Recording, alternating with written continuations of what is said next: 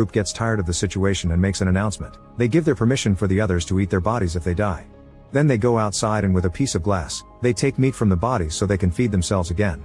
Seeing this, a few people change their mind and join the group outside to finally eat too, leaving only 5 people who refuse to become cannibals. The next day they start a proper system to hide most of the bodies while they do the job, that way it's less gruesome and those who aren't chopping don't have to see it. They also start leaving some meat pieces under the sun to warm them up.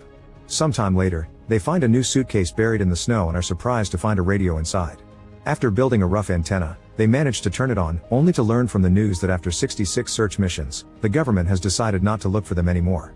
The entire group has a breakdown as they lose all hope, and 4 people give in and eat human meat. Afterward, 3 guys decide to go out and look for the plane tail properly this time. The first thing they find is lots of debris and 5 bodies, including the guy that had been sucked out of the plane during the fall.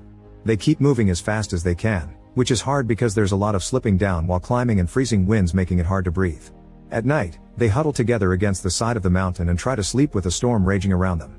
They wake up covered in snow but alive, however one of them is blind and the other 2 are very weak, so they go back by sliding down on a piece of debris. After such a traumatic experience, the last guy agrees to eat human meat too and goes to sleep in tears. On day 17, the group has been dealing with a storm for 5 days. They stay inside the plane and try to tell stories to keep the mood up, but suddenly an avalanche comes down, burying the plane and filling it with snow. As the few people that manage to stay on top panic, one of them goes outside, only to notice the storm has gotten worse. Then they desperately start digging in the snow to bring out all the passengers that got buried, and they even pee on the snow to make it melt faster. After lots of work, effort, and screaming, they manage to get everyone out except for a woman, who was so deep down that she died quickly. At that moment they hear a weird noise and discover another avalanche coming, which buries them again and kills a few more men, including the team captain. The survivors immediately create a few holes so they can breathe, but as they